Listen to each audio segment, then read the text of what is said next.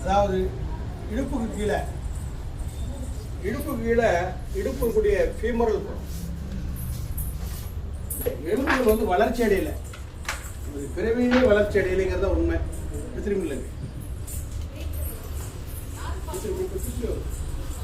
இடுப்புல இருக்கக்கூடிய 2 எலும்புகள் பிறவியிலே வளர்ச்சி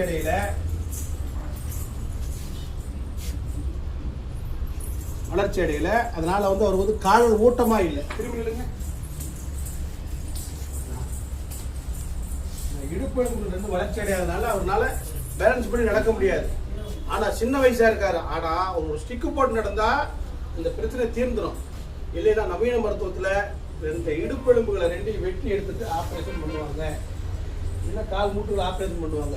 அதனால வசதி வாய்ப்பு இருந்தால் பண்ணிக்கலாம், இல்லாத பட்சத்தில் ஸ்டிக்கு போட்டு நடந்துக்கலாம். நடந்து காட்டுங்க,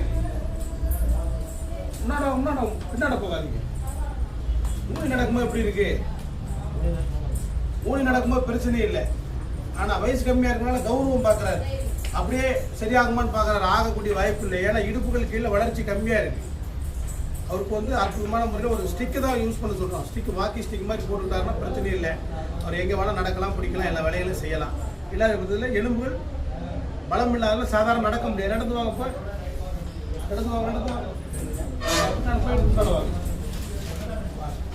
நடந்து வாங்க. காலுக்கு ஒரு உரை போடணும், கைக்கு ஒரு ஸ்டிக்கு போட்டாருன்னா அவர் சாதாரண முறையில் நடந்து வரலாம், போகலாம், வரலாம். இல்லாத பட்சத்தில் காலை இடறி எலும்பு புரியக்கூடிய வாய்ப்பு.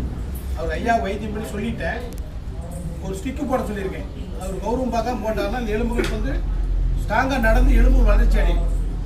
சொல்ல புரியுதா தம்பி? இது என்ன உன்னுடைய பொறுப்பு தான், புரியுதா? இது என்ன இந்த இடத்துல ஆப்ரேஷன் பண்ணுவாங்க, தேவையில்லை. சாதாரணமாக நடந்து வாங்க, பிடிக்க ஸ்டிக்கு ஒன்று வாங்கி, காலுக்கு 2 உரை வாங்கி.